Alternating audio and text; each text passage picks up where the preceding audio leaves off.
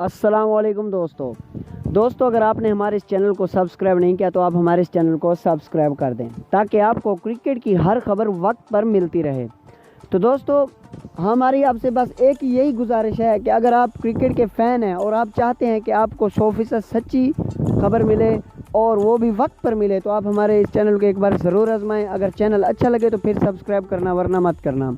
तो दोस्तों Pakistani team world cup में इंडिया के खिलाफ 99 रन से शिकस्त खा गई और कौमी टीम में इस वक्त ग्रुपिंग की खबरें भी सबके सामने आ चुकी हैं, जिसमें वाज़ेह ये हो रहा है कि शोएब मलिक का ग्रुप है जिसमें पाकिस्तानी चंद क्रिकेटर्स भी शामिल हैं। तो दोस्तों जैसा कि आपको पता है कि शोएब मलिक ने वर्ल्ड कप के स्क्वाड से पहले ऐलान किया था कि ये वर्ल्ड कप उनका आखिरी वर्ल्ड कप होगा, इसके बाद वो वनडे क्रिकेट से रिटायर हो जाएंगे। तो दोस्तों इंडिया के खिलाफ शिकस्त के बाद कौमी टीम मुकम्मल प्रेशर में है और कौमी टीम के सीनियर खिलाड़ी कारकर्दगी नहीं दिखा रहे। शोएब मलिक ने ऑस्ट्रेलिया के खिलाफ भी 0 रन किए थे और कल इंडिया के खिलाफ भी पहली बॉल पर आउट हो गए, जिसके बाद कौमी टीम की मैनेजमेंट ने ऑफिशियल तौर पर फैसला किया है कि शोएब मलिक को वर्ल्ड कप के बकिया मैचेस में ना खिलाया जाए।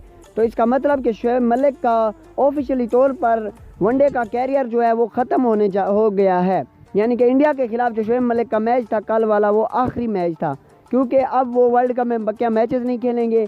और वैसे भी उन्होंने बताया हुआ था कि वो वर्ल्ड कप से पहले कि स्क्वाड से पहले उन्होंने ऐलान किया था कि ये वर्ल्ड कप उनका आखिरी वर्ल्ड कप होगा, इसके बाद वो वनडे क्रिकेट से रिटायर हो जाएंगे। तो दोस्तों इंडिया के खिलाफ शोएब मलिक का आखिरी मैच था, इसके बाद शोएब मलिक आपको वनडे क्रिकेट में नज़र नहीं आएंगे। तो दोस्तों अगर वीडियो अच्छी लगे तो वीडियो को लाइक करें, चैनल को सब्सक्राइब नहीं किया तो चैनल को सब्सक्राइब करना मत भूलें। मिलते हैं अगली वीडियो में, अपना ख्याल रखिए, अल्लाह हाफिज़।